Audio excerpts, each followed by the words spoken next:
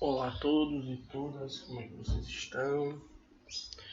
Essa é a nossa aula 2 do módulo administrativo.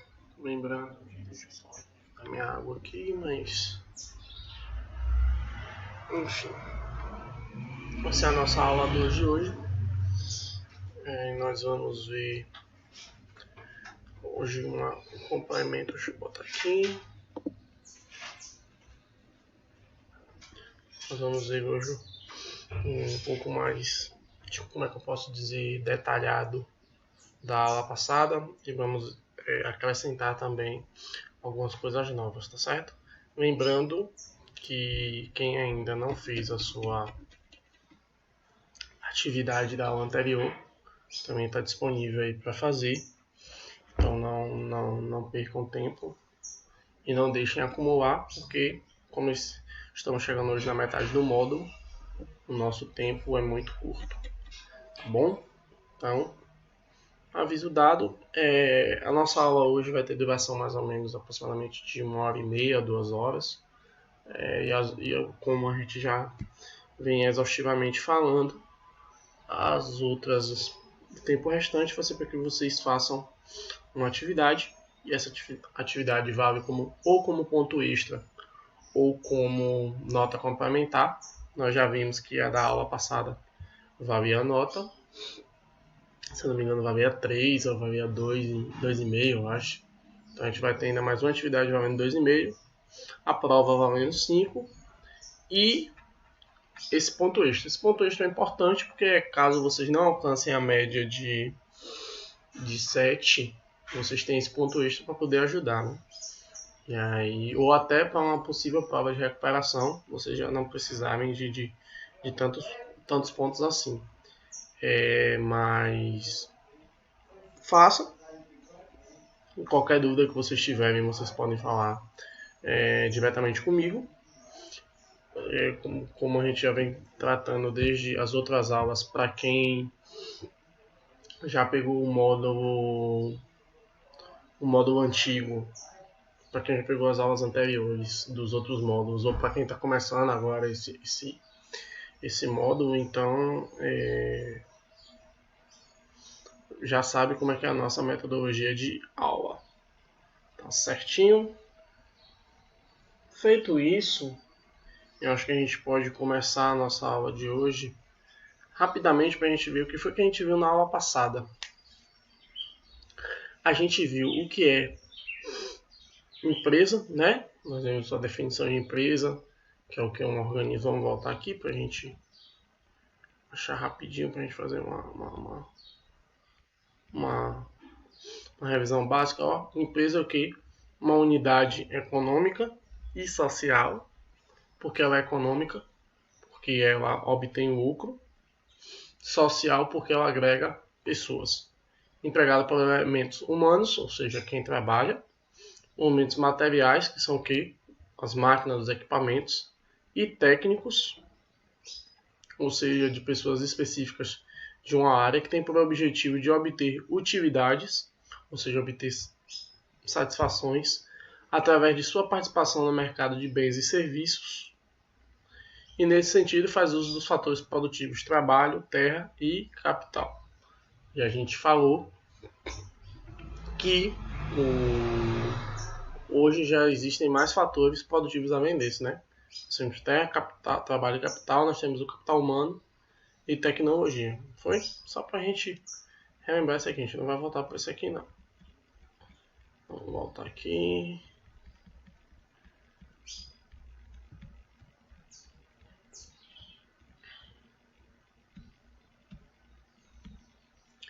Nós vimos quais são as áreas de classificação da empresa, não foi? Nós vimos a questão do... Como é que eu posso dizer? A questão da classificação delas, né? O que é uma empresa individual, uma empresa simples, a empresa que classifica ela no ramo primário, no ramo secundário, na área terciária. Foi? Nós vimos que a área primária é a área mais destinada à agricultura, mais destinada à produção de matérias-primas. Nós vimos a secundária, que é basicamente a indústria de transformação, na verdade, a indústria de transformação das matérias-primas em produtos, e a terciária, que é o comércio, né? Nós vimos quais são os departamentos da empresa, né? Nós vimos que existe o departamento de RH, departamento administrativo, departamento de tecnologia, enfim, nós vimos uma série de departamentos aí que nos ajudam a entender, e nós vimos quais são as funções essenciais desses departamentos e as funções essenciais de cada empresa, né? Nós vimos lá o que é que a empresa serve, quais são as suas funções, enfim. E nós vimos também o que são clientes internos. Aí bateu uma coceira no olho aqui. Nós vimos o que são clientes internos e clientes externos, né? Os clientes internos são os clientes da própria empresa, né? Nós vimos os clientes externos, que são os fornecedores, os clientes. Então, e nós vimos a importância de manter uma boa relação com esses clientes. E a partir daí nós vimos métodos, nós vimos táticas, só para a gente relembrar aqui. Nós vimos aqui, ó, táticas de fidelidade de clientes internos, ó. Nós vimos como ficar atento à saúde do colaborador, né? E ficar atento para que os trabalhadores estejam sempre saudáveis, sempre bem dispostos, ver se alguém está passando por algum problema. Nós vimos a implementação do banco de horas para que cada um não trabalhe além do necessário. Nós vimos a prestar atenção aos detalhes. Vou botar um fio de cabelo aqui que não sai de jeito nenhum. Eu ajudei o cabelo aqui. A gente vai se vendo na câmera, a gente vai percebendo aqui, mas enfim. Prestar atenção aos detalhes, como por exemplo comemoração de aniversário, para fazer com que as pessoas se agreguem, né? Os custos internos, para que os próprios funcionários deem esses custos, que eles se sintam importantes, ouvir as necessidades do colaborador, incentivos para o crescimento,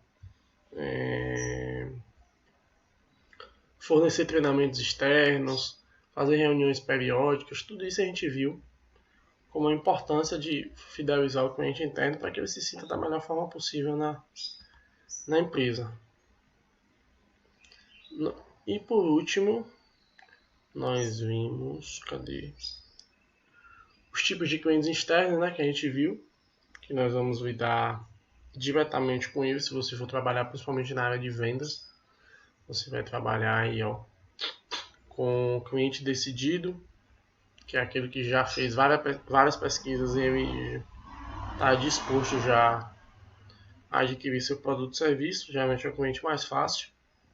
Basta você ser prestativo e estar aberto a responder suas dúvidas.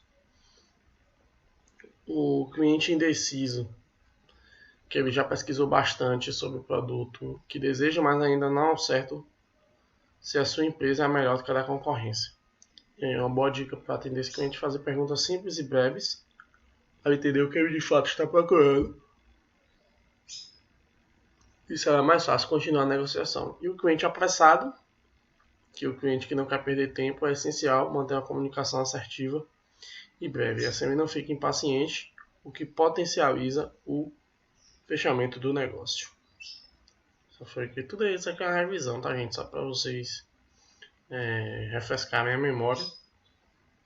Tá bom? Aqui a gente viu como é que mede a efetividade do atendimento, que é estabelecer índices para cada ação na pré-venda, durante a venda e pós-venda. Isso aqui a gente acha muito, sabe quem? Serviço de telefonia. Em serviço de telefonia a gente acha muito. Isso aqui,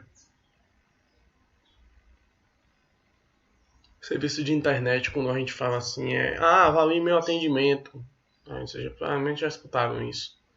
Então, é justamente isso aqui, ó. Aumentar a efetividade do atendimento, acompanhar os índices, tome decisões por causa dos resultados, enfim.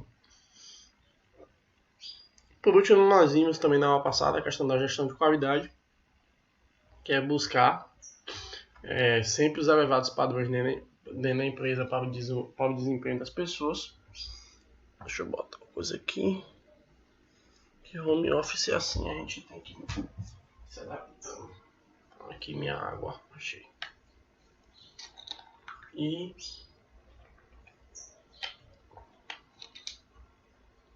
os 3 pilares da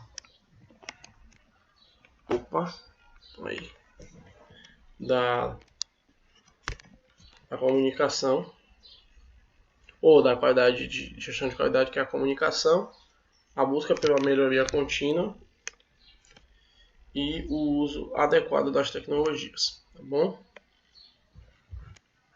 Deixa eu ver, não, vou ficar aqui melhor. Aí.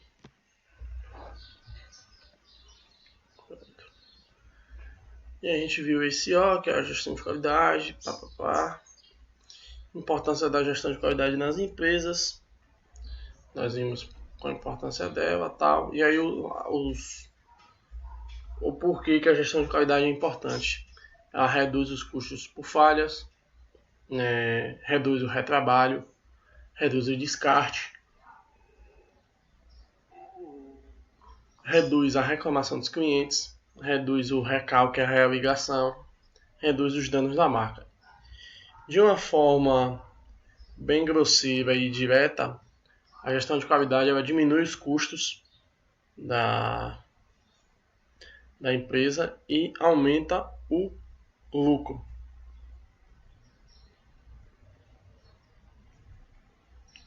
Basicamente isso. Tá? Feito isso, vamos agora de fato para a aula de hoje. O que é que a gente vai ver hoje, ó? Nós vamos ver os organogramas e fluxogramas, tá? A gente já viu a aula passada, a gente viu o que é e tal, mas a gente não viu para que de fato a importância deles, os tipos, quando adequar.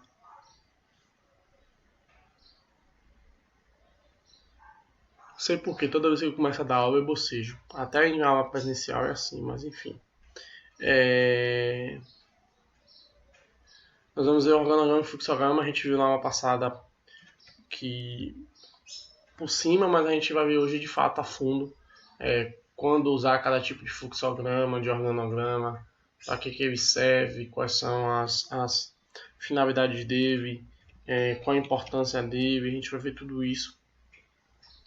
E os instrumentos de comunicação empresarial: memorando, carta, ofício, e-mail, declaração, atestado, formulário, relatório, ata de reunião, procuração, recibo e convite.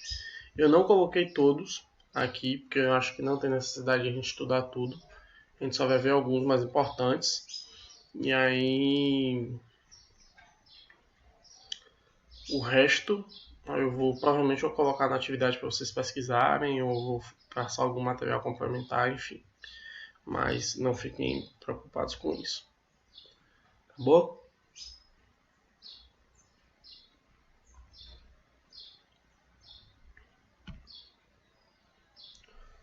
Vamos agora, de fato, cair para dentro da nossa aula. Organograma é um esquema gráfico capaz de demonstrar formalmente a estrutura de um negócio. Então, esquema gráfico, ou seja, uma imagem capaz de demonstrar formalmente a estrutura de um negócio.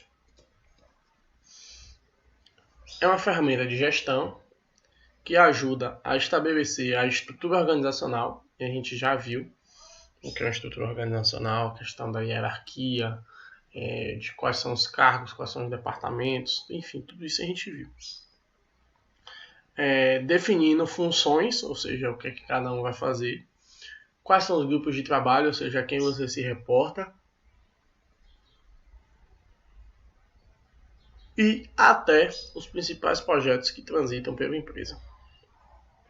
Cada vez mais, as empresas buscam ter uma estrutura organizacional bem definida e funcional. O que é uma estrutura bem funcional? Uma indústria que funcione e que seja de fácil compreensão para quem trabalha na empresa. Então, por exemplo, se a gente trabalha na empresa e a gente não sabe quem é o nosso chefe, quem são as pessoas que trabalham conosco, a quem eu devo me reportar diante de determinada situação, a gente fica perdido. Na verdade, nós ficamos perdidos. Então, é importante, dentro do organograma e do fluxograma, a gente entender que aquele mero desenhozinho que a gente vê, geralmente ele está no centro da empresa, ou é passado em papel mesmo, ou até uma apresentação. Quando você vai trabalhar na empresa, eles te entregam um folheto com fluxograma e tal. Então, aquilo ali é para você entender quem são os responsáveis por cada atividade e a quem você pode recorrer e quais são as funções que cada um naquele organograma vai fazer. Então, como eu sempre gosto de dizer, a indústria é uma engrenagem onde existem várias pecinhas que vão se encaixando da melhor forma possível para poder fazer a engrenagem toda funcionar. Tá certo? Muitos estudos conceituam o organograma como um gráfico capaz de demonstrar a estrutura formal de uma organização. Isso é fato, tá? Isso é a definição básica.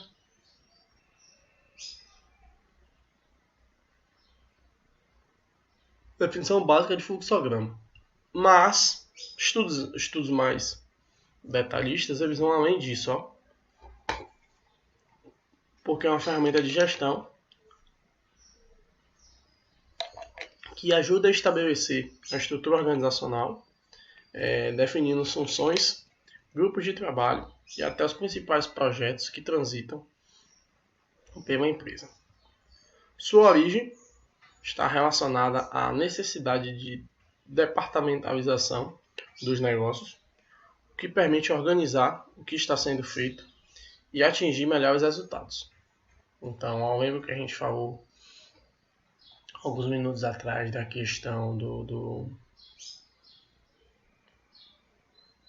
de saber cada função onde é que é, então, ó, é aqui, ó. A partir do momento em que há uma estrutura hierárquica clara, ou seja, bem definida, onde todo mundo sabe onde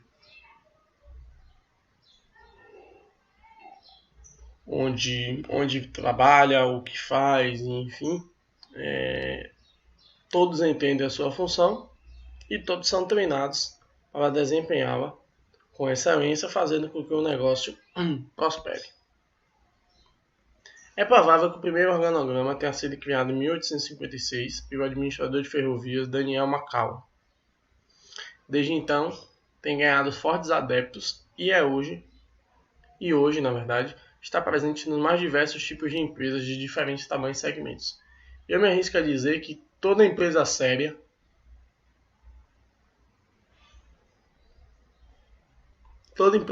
tem um fluxograma. Qualquer empresa grande e séria que quer crescer, que quer prosperar, que quer se tornar uma empresa de fato consolidada no mercado, tem um fluxograma, pelos motivos que a gente já relatou. Nas micro e pequenas empresas, o organograma mais comum é por pessoas, em que os colaboradores são identificados pelo nome e função. Então, nas micro e pequenas empresas existe assim, olha, existe ali o José da Silva, ele é diretor de marketing, um exemplo. Olha, existe ali o fulaninho, ele é o gerente de vendas. Existe ali o ciclano, é gerente administrativo, enfim. Nas micro e pequenas empresas são assim. Nas médias e grandes, é comum que a divisão seja feita por funções, na qual apenas os cargos ou atividades são apresentados. Então, no organograma das pequenas empresas, nas grandes e médias, não existe assim, olha, fulaninho é diretor administrativo, existe só a função lá. Olha, no organograma a gente tem aqui, ó, um diretor administrativo, um supervisor administrativo, um auxiliar administrativo, um gestor de vendas, um diretor de RH, enfim, não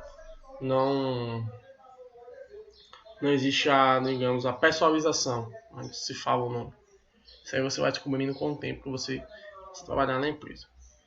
Então, aí, como eu já tinha dado um exemplo aqui, ó, marketing, vendas, tesouraria, serviços gerais e etc.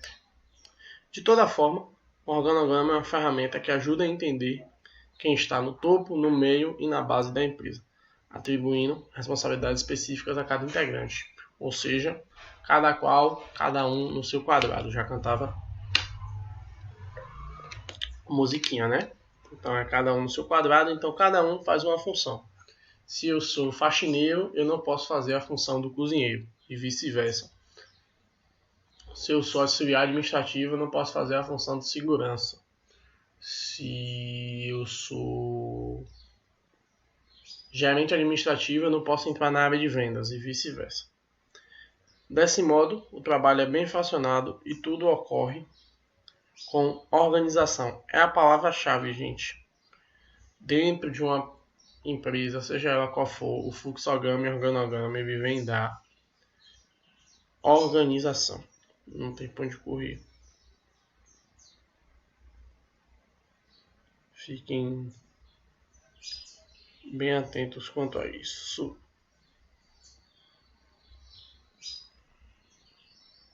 Tudo certo? Então vamos lá. Então, qual a importância do organograma nas empresas? Muitas vezes falta alinhamento ao longo do expediente de trabalho. O que é alinhamento? Está todo mundo juntos numa mesma ideia. Os funcionários não sabem exatamente quem é seu superior imediato. A comunicação interna é afetada por uma série de erros. Na verdade, a comunicação interna é afetada e uma série de erros começa a surgir. Esse é um problema típico da falta de um organograma que estabeleça os papéis da empresa, agregando ordem ao que é feito. Por causa desses e muitos outros problemas, é possível afirmar que o organograma é essencial para a empresa. Ele não ajuda apenas a definir quem faz o quê,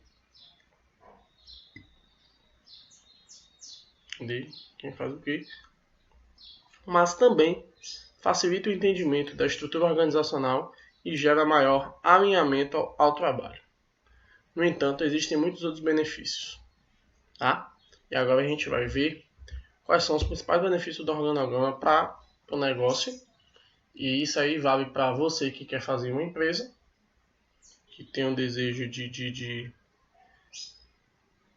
fazer alguma coisa, criar seu próprio negócio.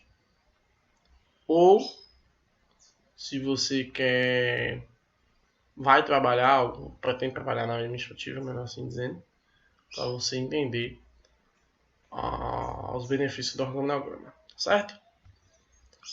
Até aqui tudo ok? Tudo ok, né? Então vamos lá.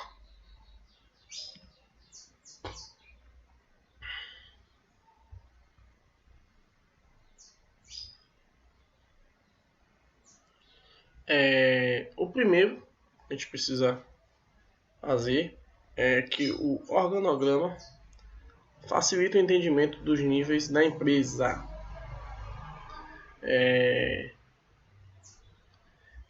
Mesmo nas empresas mais flexíveis, em que existe uma menor quantidade de cargos C-level, isso é, de chefes, o entendimento de quem está no topo e na base da empresa é importante. Isso facilita o controle das tarefas e melhora a comunicação institucional. De modo geral, há 3 níveis principais organizacionais. Isso a gente já viu, mas vale a pena a gente voltar. O nível estratégico, que é representado pela direção da empresa. O nível gerencial, representado por gerentes e chefes de equipe. E o nível técnico, representado por analistas, técnicos e operários. E aí entra numa pirâmide, que é essa pirâmide aqui. Cadê?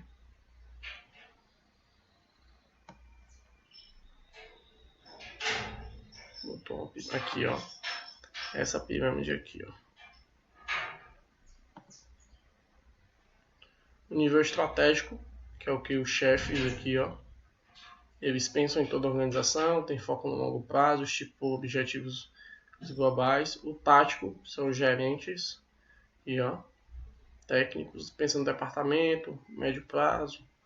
E o operacional, que são as pessoas que trabalham mesmo, ó, que pensam no processo ou na atividade.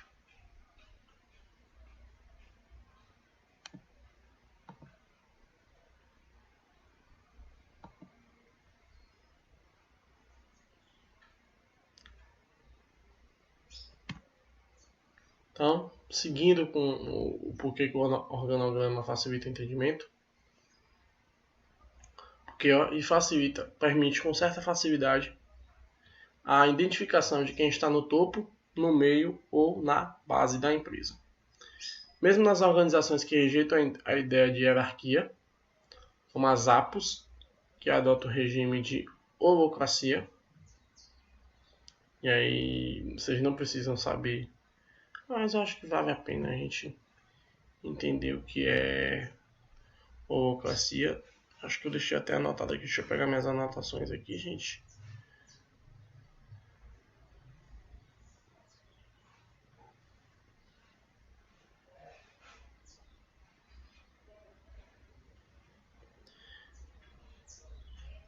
Holocracia é uma nova forma de administrar a empresa que se dá através de remoção do poder de uma estrutura hierárquica, ou seja, um sistema de distribuição de autoridade. É isso que os universitários aqui me ajudam.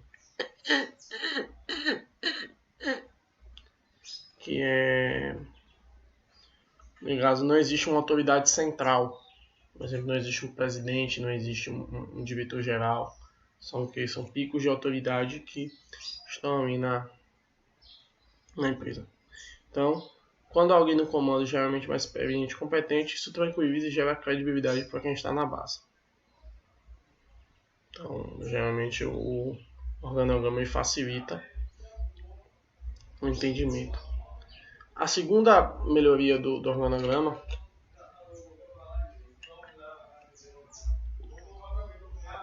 é que ele melhora a comunicação interna e empresarial. Então, ó, outro benefício está na melhoria da comunicação interna.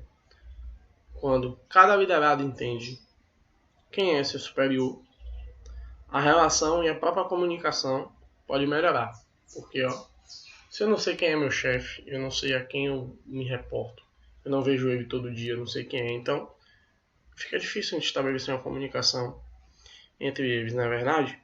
Então, quando eu sei quem é meu chefe e eu passo a lidar com ele todos os dias, a me reportar a ele todos os dias, a comunicação ela tende a melhorar. A gente falando isso, a gente até pensa que é algo simples, né? Mas não é. Em muitos negócios, falta o entendimento de quem é o superior imediato de cada profissional, que gera conflitos internos. Então acontece muito, por exemplo,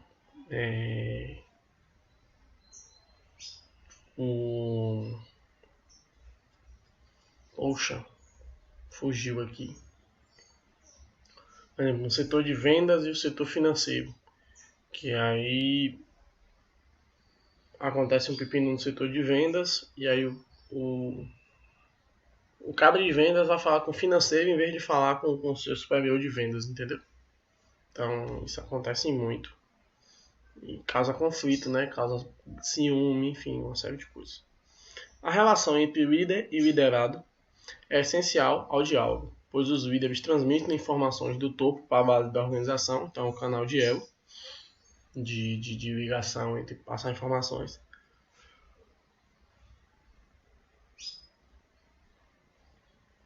Se essa relação não for adequada e nem mesmo entendida, como no caso em empresas que têm falta de organograma, é provável que a comunicação interna empresarial seja prejudicada, se tornando realmente disfuncional, ou seja, que não existe. A terceira melhoria do organograma é que ela aumenta a produtividade diária. Em geral, o nível de produtividade das empresas no Brasil é considerado baixo. E aí eu já disse isso aqui. Na verdade, eu sempre digo nas aulas que eu estou dando. Geralmente a produtividade do brasileiro ela é 4 vezes menor, quase 5 vezes menor do que o americano. Então assim, a gente produz muito baixo mesmo, produz muito baixo, a gente trabalha pouco comparado ao resto do mundo. Então isso vale a pena o organograma fazer isto. O estudo veiculado pelo exame afirma que apenas 39% do expediente é realmente produtivo e o resto é perdido com atividades paralelas. Por sua vez, ao entrevistar 38 mil profissionais, a Microsoft descobriu que 17 horas semanais são perdidas por improdutividade. Os motivos para a baixa produtividade são diversos, mas a falta de alinhamento de profissionais e equipe é um dos principais.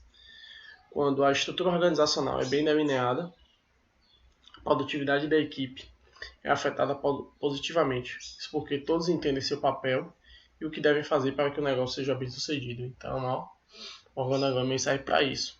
Volta a bater na mesma tecla. Quando eu sei quem é minha equipe, eu sei o que cada um da minha equipe faz e eu sei qual é a minha função dentro dessa equipe para que o resultado aconteça, eu vou conseguir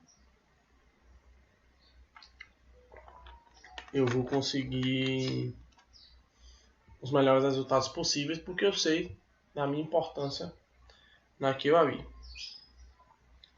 Ainda é possível destacar uma série de benefícios secundários decorrentes do aumento da produtividade.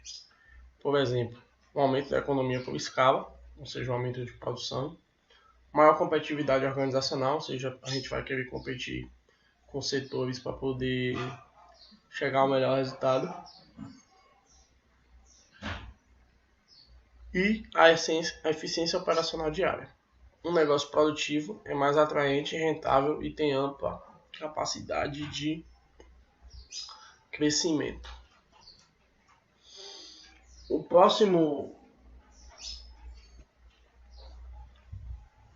A próxima melhoria que o organograma faz na empresa ela otimiza o onboarding de novos talentos. Então, o que é um onboarding? E aí a gente vai agora para quem já teve as aulas de RH, certamente vai lembrar desse processo de onboarding, que é o treinamento de integração dos novos funcionários. Então, o processo de onboarding consiste na integração de profissionais recém-contratados à empresa, permitindo que se sintam verdadeiramente parte da equipe.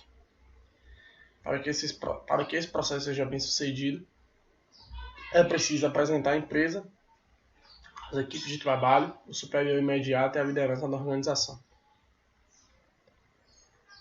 Em pequenas empresas está tudo certo, pois toda a apresentação aos líderes pode ser feita em alguns minutos, afinal são poucos. Mas de acordo com o tamanho da empresa, ou seja, quanto maior a empresa, a maior dificuldade em apresentar a liderança e explicar a estrutura organizacional como um todo. Afinal de contas, tudo fica mais complexo.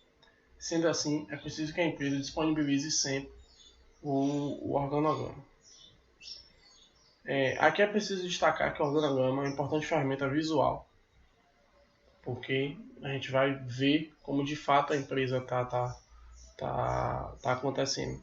Nós, seres humanos, nós somos muito visuais. Muitas vezes a gente prefere ver uma coisa do que ler, por exemplo, que parar para entender. Então, facilita o entendimento de toda a estrutura do negócio, algo de grande valor para o processo de onboarding, e o talento pode entender quem é seu superior imediato, como é composta a liderança da empresa e quais cargos mais se relacionam com o seu trabalho. Um outro ponto que o organograma ajuda é na construção da cultura de transparência e organização. A cultura representa um conjunto de crenças, hábitos e valores que são compartilhados dentro da empresa. Não há cultura certa ou errada, mas existem aquelas mais funcionais ao sucesso empresarial. Quando valores como transparência e organização são integrados à cultura, certamente melhores resultados podem ser atingidos. O organograma tem um forte peso nesse sentido, porque com ele cada talento se sente mais bem situado na empresa e de igual modo entende que há transparência e organização na estrutura do trabalho. Mesmo os funcionários recém-contratados integrados pelo processo de onboarding conseguem entender e incorporar essa nova cultura ao dia a dia. Então aí, quais os benefícios do organograma para a empresa? Para a área de gestão de pessoas, ou seja, para o RH, o organograma é uma importante ferramenta. Ele pode ajudar em diferentes processos, seja na identificação de inconformidades, seja na hora de aplicar novos processos. No entanto, os seus benefícios vão além desses de ajudar nos processos, identificação de inconformidades. Vamos apresentar agora os principais deles para você entender quão importante o organograma é para o negócio.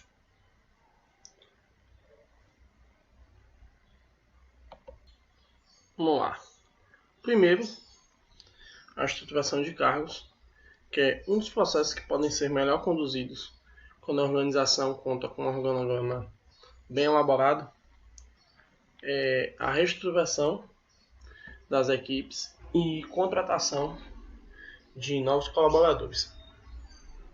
O organograma facilita a definição de várias questões da empresa, como as atribuições, os deveres e a missão do cargo que se deseja preencher. Na hora de preencher uma posição, é importante considerar a qualificação desejada do colaborador, ou seja, quando a gente vai pensar em alguma função, é importante definir quais são os critérios estabelecidos para que essa função ela seja adequada. E caso não ocorra toda a função, não preencha todas as qualificações, no caso, é importante incluir eventuais treinamentos que ele deve ser submetido para assumir o cargo, e o organograma vai ajudar a visualizar essas demandas. Planejamento de recursos. O organograma também é importante para se avaliar como estão sendo utilizados os recursos da empresa, e aí sejam eles recursos humanos, materiais ou tecnológicos, mas principalmente no que se refere ao seu capital humano. Após estruturada, a ferramenta permite, por exemplo, identificar se há sobreposição de funções que podem ser extintas ou realocadas. Também permite que se avalie se a estrutura de salários aplicada na organização é condizente com as exigências de cada cargo, ou seja, se cada cargo está passando pode dizer assim, se cada cargo está se pagando o salário que é pago no mercado, e se aquele salário está condizente com o nível de capacitação desejada e a importância para a empresa, dentre outros aspectos. Isso permite reavaliar a matriz de remunerações, adequando quando necessário às demandas da organização.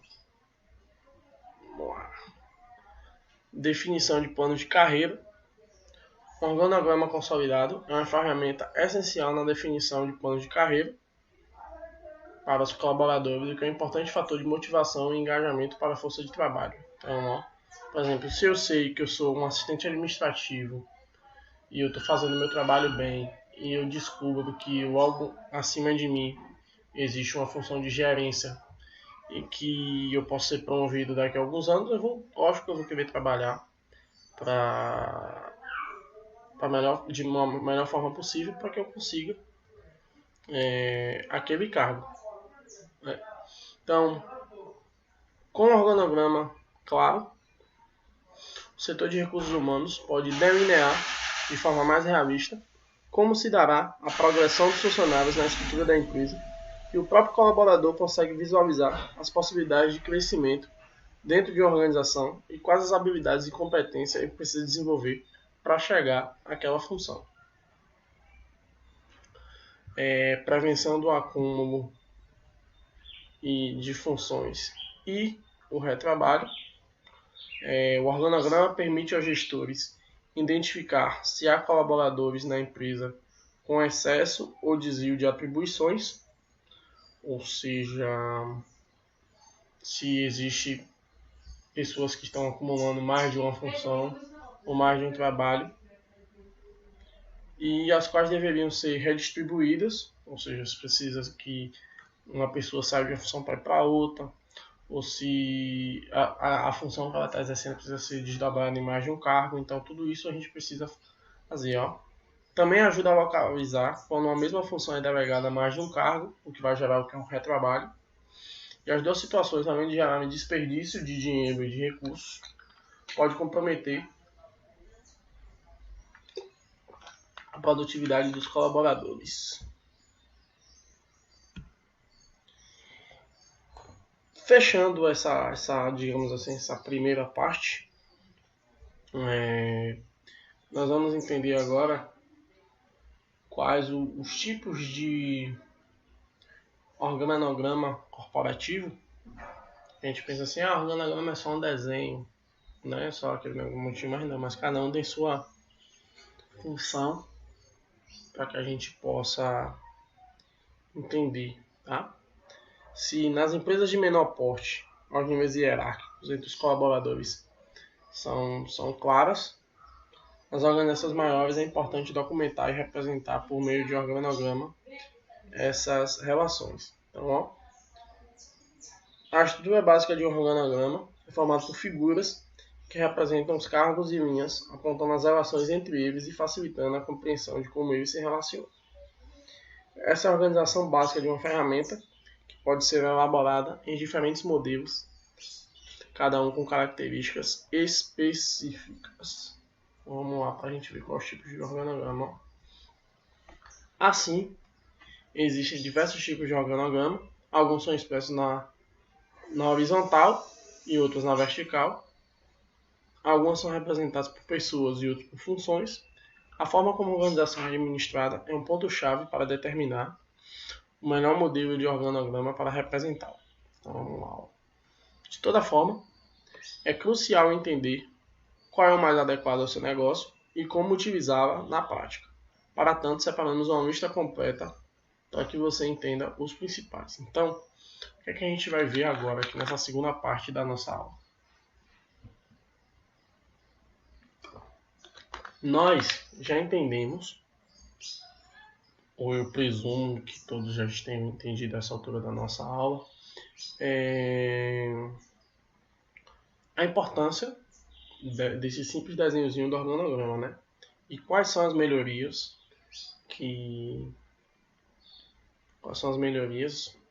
para a qual ele serve. Isso eu acho que está bem claro.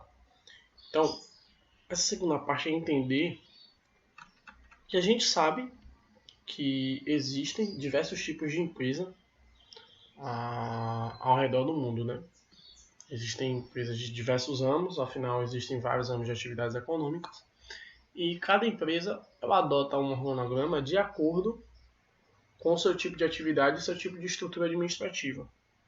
Então, não existe um organograma certo em apenas um tipo.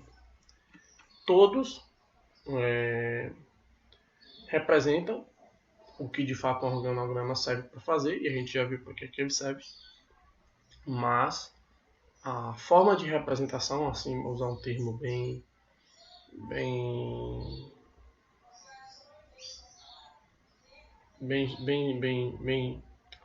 poxa, fugiu a palavra aqui, mas a forma de representar que vai dizer algumas coisas relacionadas à empresa, mas isso aqui a gente vai entender aqui. Então, aí, primeiro, organograma vertical. é o formato mais conhecido e geralmente é o mais utilizado. Ele expressa a estrutura organizacional de cima para baixo, sendo que o presidente proprietário ou executivo-chefe geralmente está no topo, e é também o modelo mais visto na página de buscas e dentro da empresa. Quando falamos de um organograma vertical, nos referimos exclusivamente à sua estrutura. Isso é um modelo do tipo top-down, ou seja, de cima a baixo, ou do topo para baixo. Logo, é possível que suas caixinhas sejam representadas por pessoas, funções ou até mesmo departamentos. Aqui um exemplo. Ó. Nesse caso aqui, ela está representada por funções. Então, existe, vamos ver aqui se a caneta está habilitada. Não. Deixa eu habilitar aqui. Então, aqui, ó. Nesse caso, existe o presidente, ou seja, ele é a autoridade máxima da empresa dentro desse organograma. E essa empresa ela trabalha com 3 diretorias, ó. Ou seja, esses tracinhos, gente, sempre representam a relação que existe entre eles. Então aqui, ó, nesse caso, o diretor comercial, o diretor administrativo e o diretor de produção, eles respondem ao presidente. Perceba que isso aqui também existe, ó, uma hierarquia.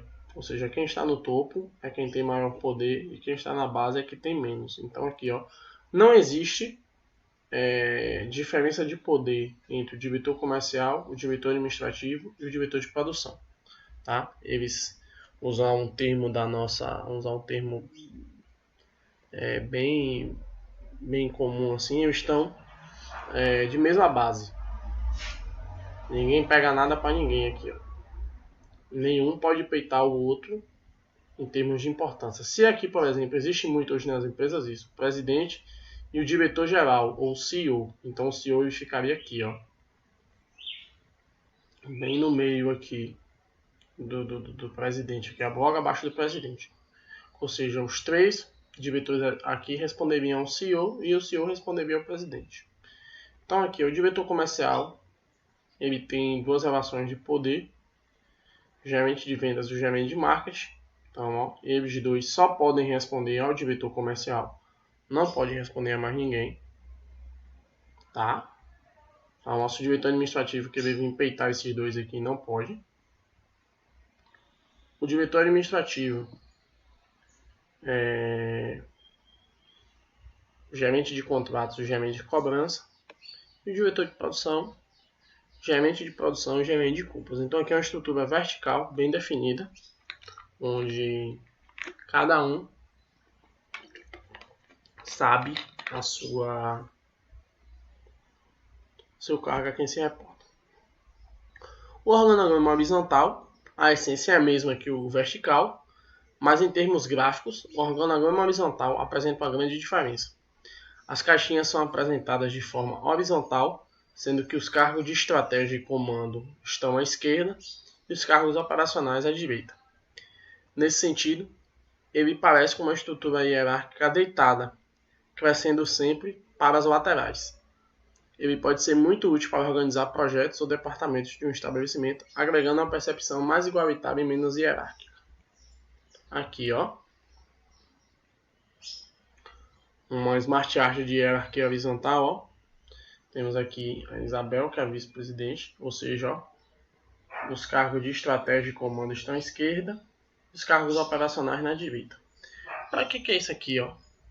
Percebam que se eu virar esse organograma aqui, se eu fizer virar ele, vai dar a mesma coisa do organograma vertical.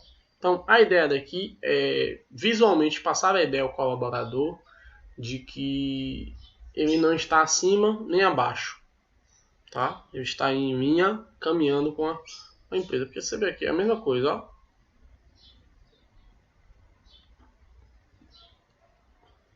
Isabel, vice-presidente, a anfitriã, e aqui outro cargo, se tivesse. Aí vem aqui, ó, esses aqui representam esses que representam esse. Temos aqui a secretária, o tesoureiro, então, ó.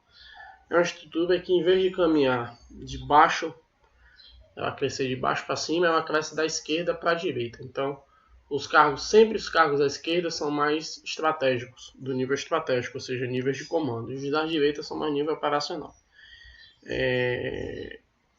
Mas em si, o princípio é o mesmo.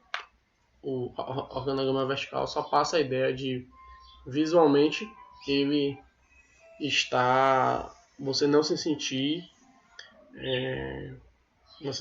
como eu posso dizer, abaixo dos seus subordinados. Tá? Isso tem consequências positivas e negativas. O organograma por pessoas é comumente identificado em pequenas empresas ou nos departamentos. A estrutura por pessoas define o nome e as posições de cada funcionário.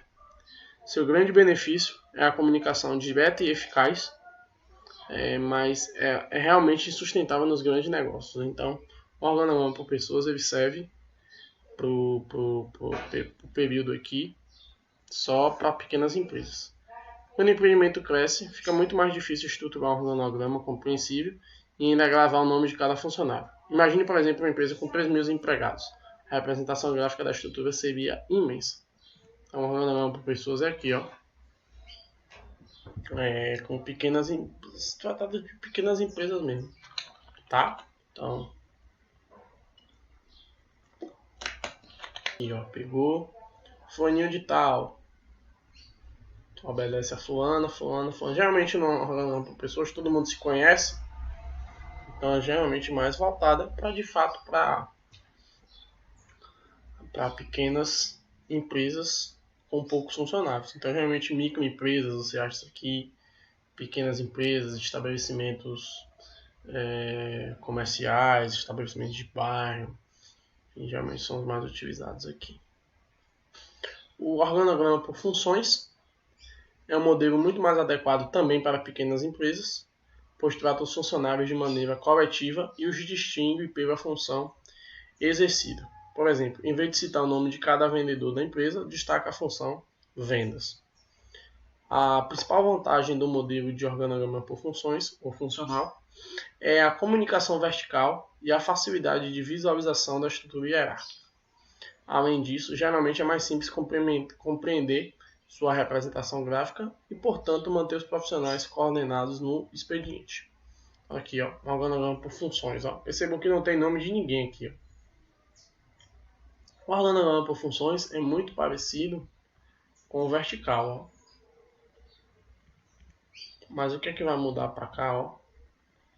Aqui vai colocar as funções. Ó. Então, a função da diretoria, a função de assistente contábil, assistência jurídica, vendas, ou seja, não é diretor de vendas, é vendas, coordenadoria interna, externa, ADM, departamento de compras, superintendência de tecnologia de informação, financeiro. Então perceba aqui que não é o cargo, ó, e sim a função da empresa.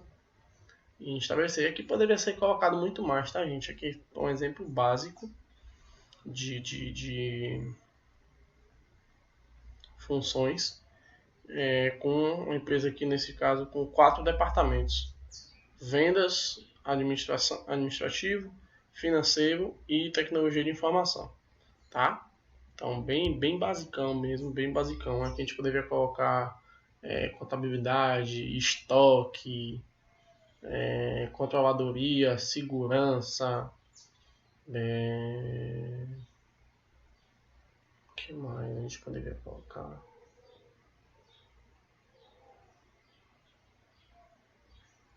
Transportes, enfim, uma série de coisas que a gente poderia colocar aqui. Cada uma função nova aqui, já que é uma organograma vertical, estaria colocado mais ou menos aqui, ó, depois de superintendência de TI. Então, só para vocês verem um exemplo aí, como é que é. O organograma por projetos, com o objetivo de construir uma cultura de inovação e eliminar a ideia de controle, algumas empresas adotam o organograma por projetos. Existe a diretoria, depois os projetos A, B, C e D, e seus respectivos integrantes. líder do projeto, chefe do projeto, desenvolvedores e etc. Sendo assim, a ideia de hierarquia ela é menos nítida. Então aqui, por exemplo, essa estrutura é comum em empresas projetistas, por exemplo, escritório de arquitetura, engenharia, enfim, com tarefas de início, meio e fim. Por exemplo, escritórios de agência ou agências de marketing. Então, vamos para projetos aqui, ó. Uma construtora, por exemplo. Aí nós temos aqui, ó, o edifício Renoir, ou seja, um edifício que a empresa está construindo. Aí tem aqui, ó, quem é que cuida lá, o arquiteto, o engenheiro, e aí tem os operários. O edifício Picasso, então, gerente de vendas, vendedores, edifício Monet, paisagista e operários. Então, a gente vê aqui basicamente quem organograma para projetos, como é que funciona. Um organograma circular, nesse modelo, o comando da empresa está no centro do círculo e as demais funções dependendo do nível hierárquico ao seu redor. Portanto, forma um círculo quase perfeito e ressalta o trabalho em equipe, mitigando a percepção de nível e de hierarquia. Há vários exemplos de empresas que utilizam um organograma circular. Na esfera privada, um dos principais destaques é a Apple. Todo mundo sabe quem é a Apple. E já na pública, o Banco Central do Brasil é um ótimo exemplo. Então, aí, ó, organograma circular de uma empresa. Ó. O CEO está aqui, tem o coordenador A, coordenador B, coordenador C, coordenador D. E então, quem está no centro, mais próximo do centro, tem níveis de comando, e quem está mais afastado do centro, menos níveis de comando. Então, é funcionários A, B, C e D. Bom? Por último, a pergunta de como criar um organograma é um trabalho que exige, sobretudo, atenção. É preciso considerar as diferentes funções da empresa, bem como suas conexões e posições hierárquicas. Um organograma mal feito pode resultar em desavenças e até mesmo na percepção indevida de submissão, ou seja, olha, você é submisso a tal funcionário. Então cria, por exemplo, relações de assédio moral, enfim, uma série de problemas. Em geral, é indicado que cada função tem apenas um superior direto, ou seja, não pode ter muito cacique para pouco índio. Há diferentes ferramentas que podem ser utilizadas para criar organograma, como softwares especializados e o próprio Excel da Microsoft. Confira-se aqui como fazer. Primeiro a gente precisa definir que tipo de organograma você quer usar, e para isso foi que eu apresentei a maioria dos organogramas aqui. Tem mais modelos, mas eu preferi não colocar porque ficaria uma aula muito densa e cansativa. Então eu preferi colocar só os mais utilizados nas empresas, que são esses aí. Então você tem que definir primeiro qual óbvio, partindo do pressuposto que você vai criar uma empresa. Qual será o tipo da sua empresa e qual tipo de organograma se adequa melhor à sua empresa. E o tipo de organograma vai dizer muito sobre você e sobre a sua cultura de trabalho. Entretanto, alguns modelos demonstram uma sólida hierarquia, outros otimizam a percepção da coletividade do trabalho, de projeto, por assim vai. Por essa razão, o primeiro passo é identificar o tipo de organograma, obviamente. Se vai ser na vertical, horizontal, circular, em barras. Para decidir com eficiência, reflita sobre qual a percepção que você deseja transmitir aos empregados. E a gente viu que o organograma ele passa diferentes ideias a depender da forma como ele é desenhado. E assim fica mais fácil adotar o modelo adequado. Mantenha sempre atualizado na entrada dos novos funcionários Isso aí é um trabalho também do recrutamento e seleção, sendo parte fundamental da empresa. Isso porque novas pessoas estão sempre entregando o quadro de trabalho, então também é preciso atualizar periodicamente o organograma, especialmente se for no modelo por pessoas.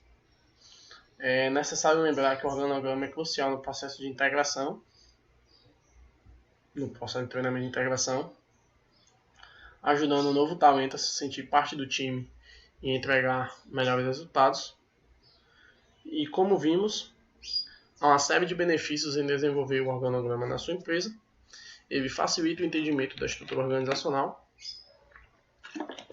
melhora a comunicação interna e até a produtividade dos funcionários. Portanto, avalie qual modelo é mais apropriado ao seu negócio e não hesite em aplicá-lo. Então, eu espero que com essa aula vocês entendam. E aí vai uma dica principalmente para quem quer seguir carreira no ramo administrativo, seja fazendo faculdade de administração, economia, contabilidade, ou quer criar seu próprio negócio. Que nada do que acontece dentro da empresa é por acaso, tá, gente?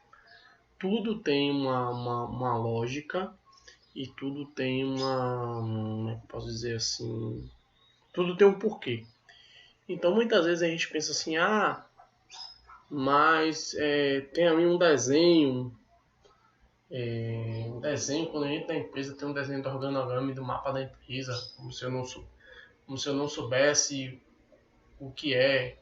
Muitas vezes eu já parei para pensar nisso, mas de fato tudo tem uma lógica. Então se o desenho está ali é porque serve para que você todo dia entenda aonde você está indo, pisando, e entenda que ali existe uma hierarquia que precisa ser respeitada. Quer ver um exemplo? Eu vim descobrir isso quando eu estava fazendo o curso de auxiliar administrativo, isso em 2000, faz um tempinho, né? 2011.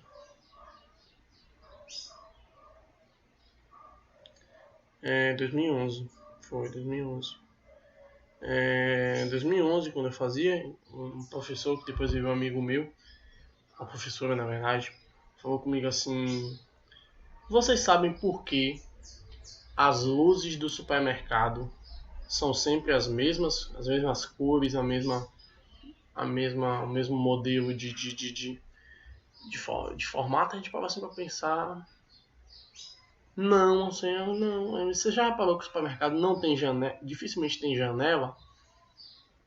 Eu falei, dificilmente tem janela. E quando tem, são janelas pequenas, assim, só para entrar o ar e tal. O supermercado foi construído assim para ter a lógica de que você entra ali, você não saiba quando é dia, quando é noite, que não tem a passagem de percepção do tempo, ou seja, a luz, ela está sempre na mesma intensidade, digamos assim. Porque a gente sabe que a luz do dia ela é mais forte, por exemplo, durante a manhã, início de tarde e tal, e depois vai caindo até chegar de noite. Então a proposta é você chegar ali e você não ter a sensação de que o tempo passou. Então você vai comprando.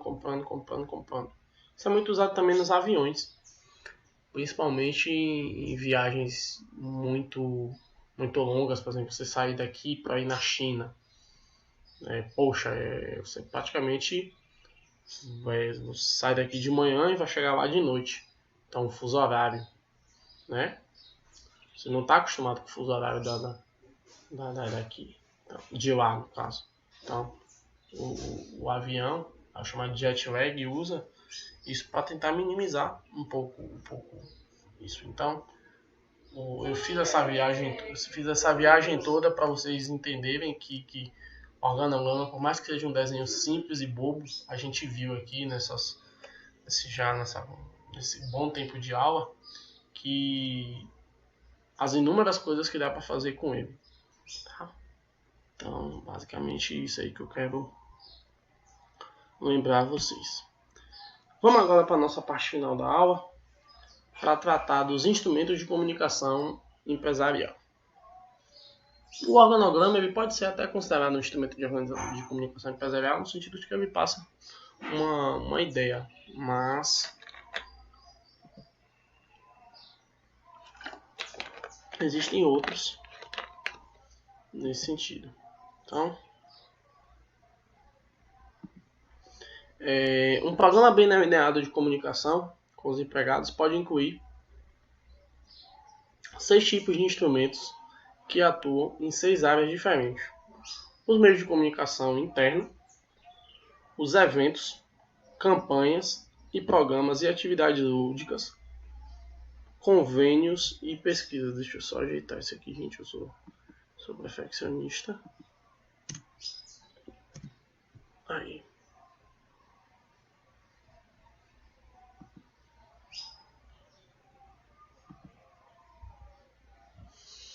Convênios e pesquisas. Então, como a empresa pode se comunicar com o funcionário? Através de 6 instrumentos aqui que a gente falou. O meio de comunicação interna, que é o que a gente vai ver aqui, mas ele também pode comunicar por eventos, como feiras, feiras de vendas, por exemplo, convenções, que é quando se junta todo mundo por um ano e faz convenção. Campanhas, por exemplo, a campanha do agasalho, campanha do Dia das Crianças, campanha do Dia das Mães, campanha de final de ano, enfim.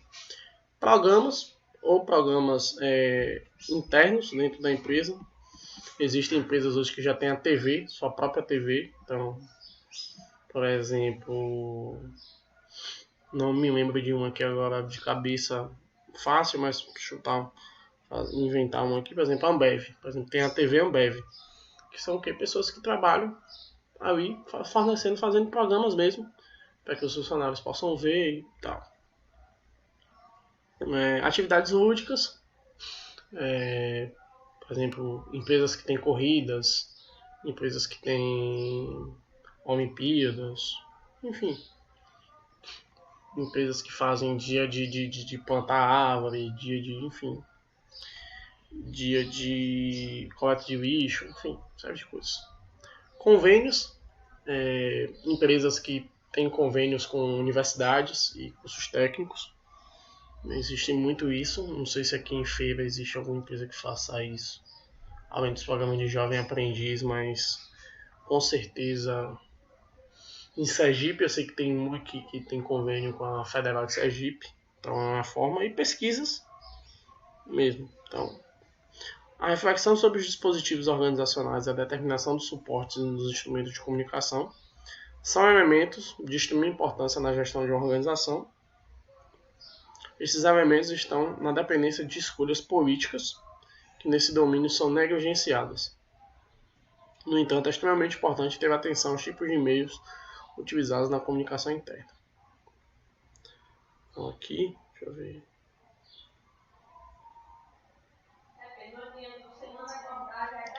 No sentido de que muitas empresas ainda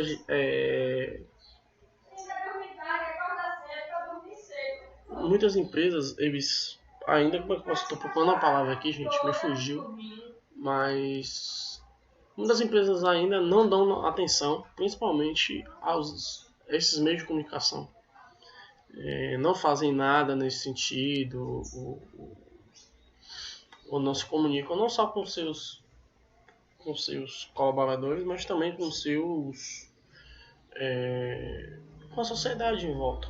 Então, é extremamente importante ter esse tipo de comunicação interna e você utilizar eles e utilizar bem feito. Porque, como diz o ditado, quem não é visto não é lembrado, né? Eu viajei aqui, mas eu consegui me... Então, vamos lá. Um dos primeiros meios de comunicação interna é o memorando, que é a modalidade de comunicação entre unidades administrativas de um mesmo órgão, que podem estar hierarquicamente em um mesmo nível ou em um nível diferente. Trata-se de uma forma de comunicação interna. O texto deve ser simples e direto ao ponto, uma forma de ser lembrado por quem o lê. Devem constar de preferência em uma única face, na face da folha, O memorando não costuma ser cobrado em redações de vestibulares e escolas, mas podem aparecer em provas específicas de concursos públicos. Este gênero é pouco conhecido porque não tem convívio direto com pessoas ou com empresas e repartições privadas. Então, em resumo, as características do memorando são texto curto, linguagem simples e de fácil entendimento, é um texto objetivo, formal, é um meio de comunicação interna e tem como destinatários funcionários da empresa. Então, o memorando nunca é de uma empresa para fora. Geralmente é a carta que faz. Em resumo, as características são essas. E o texto deve obedecer a uma estrutura fixa, que inclui papel timbrado, tem que ser um papel específico na instituição, número de documento incluindo o ano, então memorando 0/01/2020, um exemplo. Local e data, Feira de Santana, no meu caso aqui, e a data. Remetente, ou seja, quem está mandando a carta. Destinatário, com menção ao cargo que ocupa ou apenas ao setor, então tem que ter lá destinado ao senhor Cicrano, gerente de vendas ou do setor de vendas, um exemplo. Qual é o assunto, né? Senão a gente não vai adivinhar qual é o assunto. Vocativo com pronome de tratamento e nome do receptor da mensagem, isso é opcional. Então, senhor, vossa senhoria, enfim. Mensagem, ou seja, o conteúdo da mensagem. A despedida, ou seja, o final. Esperamos que você tenha recebido a mensagem, compreendido e pipipi, popopó. Assinatura de quem, do remetente e o cargo, e o texto com alinhamento justificado. Isso é uma coisa do Word, que é muito chato, inclusive, e que tem um espaçamento de 4 centímetros após o timbre. Isso aí você faz no Word mesmo. E espaçamento de 2 centímetros após o assunto. Tá? Essas são normas da BNT insuportáveis, que se vocês fizerem ou já fazem faculdade, vocês vão saber muito bem do que eu estou falando. O ofício é uma carta formal destinada a alguma autoridade pública, empresa ou mesmo pessoa física para solicitar, reivindicar ou comunicar algo. Então, por exemplo, a gente usa muito ofício para pedir ao prefeito melhorias no bairro, melhorias não sei aqui, ofício para solicitar patrocínio, enfim. Seu texto deve ser escrito de maneira formal e conter argumentos coerentes e consistentes de forma a justificar o pedido. Então não adianta você pedir patrocínio, a gente está pedindo patrocínio porque a gente precisa. Não, a gente sabe que você precisa de patrocínio. Você precisa explicar o porquê que você precisa daquele patrocínio. Geralmente você conta um pouco, por exemplo, se o evento já tem muito tempo, você conta a história do evento, que já é um evento consolidado, que é feito há tal tempo. Por exemplo, eu fui muito esportista, tá, gente? Vou contar aqui um segredo a vocês. Eu sou faixa preta de karatê. Já treino karatê desde os meus 6 anos de idade. E na verdade eu treino desde os 6, mas depois que eu entrei na UFC e fiz o mestrado, eu parei de treinar. Como eu treinava, treino um pouco, então eu não evoluí depois da faixa preta. Assim, eu sou faixa preta, já vai para ser terceiro dan, eu acho. Terceiro dan, eu ainda tô no primeiro.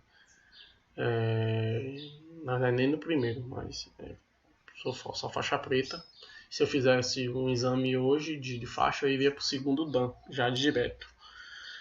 Porque como eu peguei faixa preta com 13 anos, tem que esperar até 18 para fazer o reconhecimento, mas enfim, viajei aqui, mas só para vocês saberem. E durante muito tempo eu participei de campeonatos fora do estado da Bahia. Por exemplo, teve um brasileiro que a gente foi para... Na verdade já vai passar no Rio, mas foi em Salvador. Teve outros que a gente foi para Sergipe, enfim. Mas o que eu quero dizer com isso? A gente pedia patrocínio para poder arcar com os custos e a gente fazia o ofício, na verdade meu pai fazia, né, que eu era de menor, e o Ivy colocava os meus resultados nas competições. Eu já fui campeão baiano, campeão feirense, vice-campeão baiano, vice-campeão feirense, enfim. Eu tinha resultados bons. E as empresas eu ofereci o patrocínio e oferecia que no meu kimono colocaria a, a marca do patrocínio, né? E eu tenho, até hoje no meu kimono, eu tenho 2 marcas de patrocínio, até hoje, que eu utilizo e serve. Então fazia isso, eu levava o nome das empresas para para as competições que eu fazia. E no caso, se eu ganhar, quando eu ganhava, aparecia, olha, foi o aluno, foi o atleta da Unidos, entendeu? Isso gera um engajamento positivo para a empresa. Hoje geralmente isso é feito no Instagram, né? Instagram muito é feito isso. Na época da gente, nessa época não tinha Instagram ainda. O nosso coisa principal era ainda Orkut e o MSN. Pra saber se eu sou um pouquinho idoso. Na verdade, nem tão idoso assim, mas enfim. Viagens feitas. Vamos voltar aqui. Também é importante se atentar para o vocabulário, evitando repetição de palavras, e para a correção gramatical. É muito importante isso, gente. Pelo amor de Deus. For fazer um ofício, pede para alguém corrigir, alguém que entenda do assunto de gramática, corrigir para não ficar com tanto erro gramatical. Como fazer ofício é uma atividade pouco habitual para a maioria das pessoas, é comum surgirem dúvidas sobre como elaborar esse tipo de documento. Em alguns contextos, um ofício pode também ser chamado de memorando, embora esse tipo de comunicado possa ter outros significados. Para pequenas empresas, elaborar um ofício envolve momentos relacionados a impostos, licenças e diversos recursos, e multas e processos, quanto à prefeitura ou governo estadual. Geralmente você faz isso. O ofício é para recorrer a esse tipo de encargo aí. Modelos desse tipo de documento podem ajudar. Um ofício pode ser simples, destinado a só uma pessoa ou instituição, ou múltiplo, voltado a diferentes destinatários. O formato não precisa ser engessado, porque é bastante frequente que cada órgão ou corporação tenha suas peculiaridades e normas próprias. Então, um ofício não é como o memorando que tem um modelo já estabelecido. Em geral, a formalidade é uma regra. Então, ao escrever uma correspondência, aposte em fórmulas de tratamento, senhor, senhora, senhorita, excelentíssimo. Evite gírias e jargões, pelo amor de Deus. Fuja de palavrões e vocabulários churros. Então tá. Então nada desses nomezinhos que nós usamos, né? Porra. E enfim. A gente sabe, né? Soltei um aqui só para vocês ficarem ligados. Então nada de usar esses apelidos que a gente usa. Esses xingamentos que nós usamos por aí. E prefira a norma formal da língua em oposição ao coloquialismo.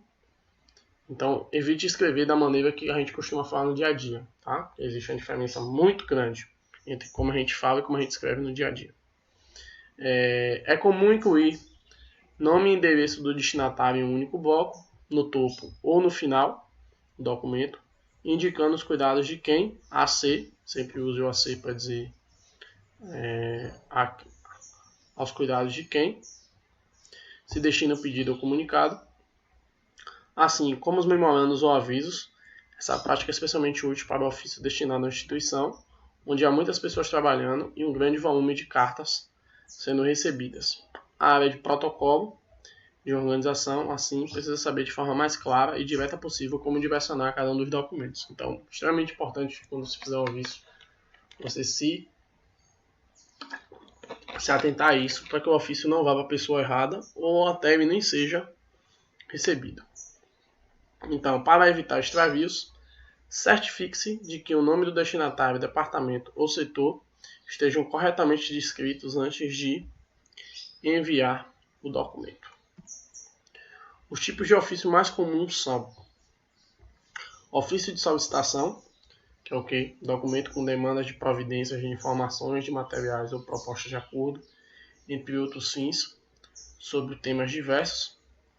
Pode servir para a renegociação de débitos tributários a mudanças cadastrais, O foco é o pedido que você ou sua empresa vai apresentar ao órgão público em questão. Ofício de comunicação, correspondência de caráter meramente informativo, como informar a quitação de um débito, a solução de um problema previamente notificado ou formalizar algum tipo de medida adotada.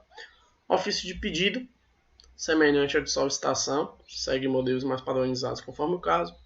O requerimento costuma envolver temas e formatos específicos.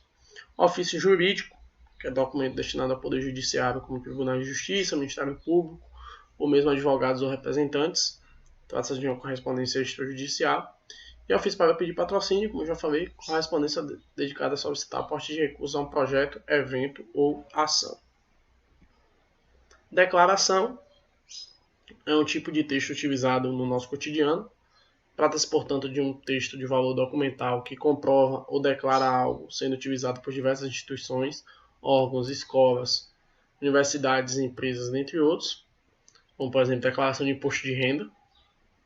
Lembre-se que o verbo declarar indica uma exposição, pronunciamento, manifestação ou esclarecimento de algo. E, por fim, um atestado. A finalidade do atestado é confirmar alguma informação ou situação de quem o solicita, para explicar uma ausência, pedir um afastamento ou dispensa de algo. O atestado é uma redação técnica que comprova ou garante a existência ou não de uma situação de direito, como a gente já sabe que é o atestado de doença, de invalidez, relacionado a alguém ou sobre algum acontecimento ou momento. Essa declaração serve para confirmar ou negar por escrito que o fato relacionado a alguém corresponde à verdade. Tá? Então, por exemplo, atestado de saúde, atestado de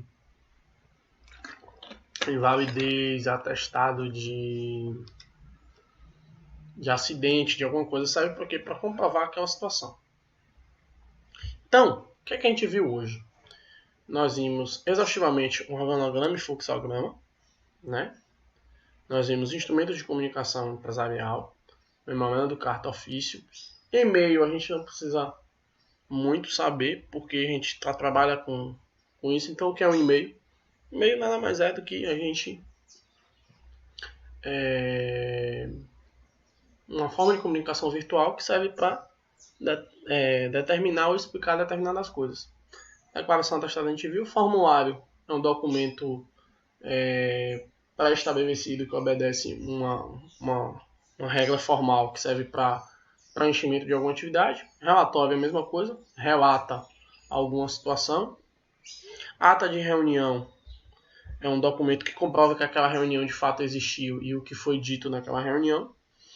Procuração é um documento que dá poder a alguém para determinado assunto. Recibo é um comprovante de alguma coisa. Convite é um documento que serve para pedir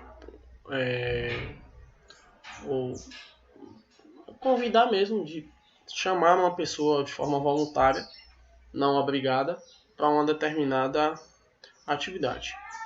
Na próxima aula, a gente vai ver um pouco sobre o setor de arquivos da empresa, tá? Os arquivos de serviços, arquivo de documento, e nós vamos ver também o setor de transportes, que é os serviços postais, transportadores de carga, e os controles de emissão e recebimento de documentos empresariais. Nós vamos ver a importância deles e para que eles servem, tá? A nossa aula, agora vocês vão fazer uma atividade, uma lista acho que tem algumas questõezinhas aí, eu não lembro agora exatamente, mas acho que são poucas questões. São poucas questões, mas vai dar muito trabalho para vocês fazerem, porque como é uma aula detalhada, vocês vão detalhar bastante aí os conteúdos, tá certo? Foram as nossas referências aqui, para que vocês façam a aula, tá? Se vocês quiserem depois ler mais sobre, eu vou passar também esses slides junto, tá, com vocês. E no mais, essa frase motivacional que eu sempre gosto de terminar a aula: o sucesso é atingido duas vezes. A primeira na mente, quando a gente pensa em alguma coisa que a gente quer fazer e vamos fazer, e a segunda no mundo real, quando a gente parte para ação. Bom, então Fiquem com Deus. Espero que a aula tenha sido bastante proveitosa e até a próxima.